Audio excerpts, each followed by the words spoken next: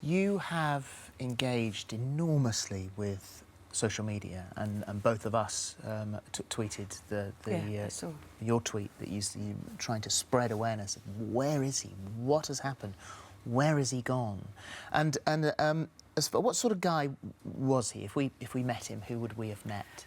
You wouldn't forget him. Corrie is so memorable. Everybody that meets him just falls in love with him. He's really happy. He wants to be the centre of attention.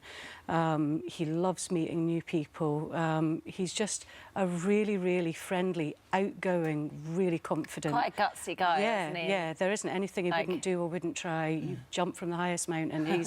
Corrie will do anything. He wants to live and love life. So what's you and his stepfather are the policeman in the police force? Although my husband's now left the police force, but he was in the police for 16 years as well. A lot of police experience there, and there was a thought that maybe he might like to go into the police. Initially, yeah, when he was younger, although he did spend nearly a year becoming a hairdresser. When he wants to try things, he doesn't care what people think of him. He'll just try what he wants. But it's always been the military. But it was the RAF that where he really found his feet. Yeah, absolutely. I don't think he's ever been prouder of anything in his life. He knew my dad was in the RAF for over 25 years. We're obviously from a family that's a disciplined uniform service. You know, that's the type of thing that we do. But the pride in himself and everyone else in the family when he joined the RAF was amazing. When was the last time you spoke to him? On his birthday was the last time I was with him. Myself and my husband came down to Suffolk and we went out to his favourite restaurant in Thetford. We hired a little boat and went round the Norfolk Broads. And it was the week before he went missing. And so the night that he went missing, he was in Bury? He was, yeah. And can you just talk us through a little bit of the timeline? To try and go through it as quickly as possible, he's gone out with 5 boys from the RAF. They're all on the base with him. He hadn't planned to go out. At the last minute, he decided to go out, and with a bit of confusion, they ended up going without him in 2 vehicles, and Corrie then took his car in once they realised he wasn't with them. That was why he then had his car on a night out, otherwise he would have left it. Now, rightly or wrongly, and we will have words when I find him, he was drinking in his car once he got to Bury. He was sitting in the car on the phone to his brother for an hour, chatting away to him for 46 minutes. And he's then left. He's gone to 3 bars that night, So Bar with the Spoons and a nightclub called Flex.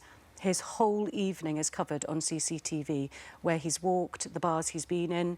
The first bar he walked into, they had a band playing. He went straight up and started singing Chattanooga Choo Choo, and the boy was playing on the guitar.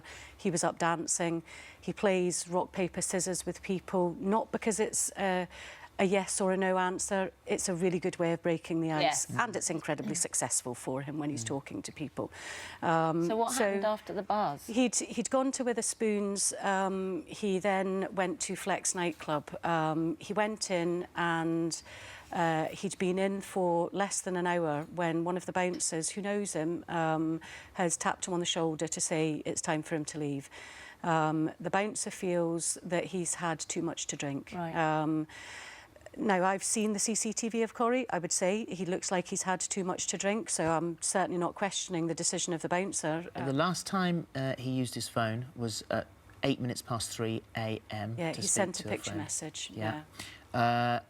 He had been, as you said, he'd been asleep in a doorway, headed down the pathway, turned into a loading and refuse collection area, the last confirmed sighting, which I think is what we were just about to see there. Never seen leaving that area on camera, and it's a dead end. So you can only break into it or be given access to one of the shops. He would have had to have come out the other side, which is also covered by CCTV.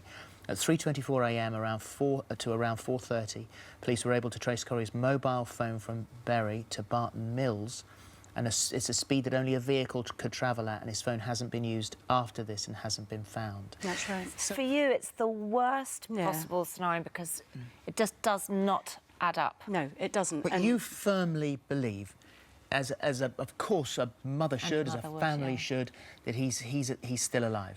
I'm not unrealistic. I realise as each day goes by that the chances of him still being alive are slim.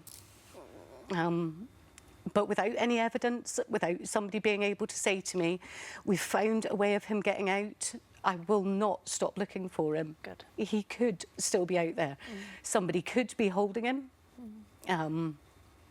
If they are holding him, the public pressure that we have in Suffolk is phenomenal. I've never seen anything like it for a missing person that's an adult.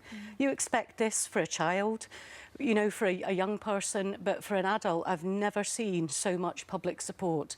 And so I can only hope that if somebody does have him, that they will not be able to keep this up for much longer. They'll crack, they'll say something to somebody, they'll start behaving oddly, somebody might notice. We've been given a £50,000 reward by a local couple in Bury that want to remain anonymous, but if somebody gives us that information... And obviously if anybody tweets or does any kind of messaging to keep that just keep it out there. going. If we keep it out there, it might make a difference. If somebody's got him, it might make that one person crumble.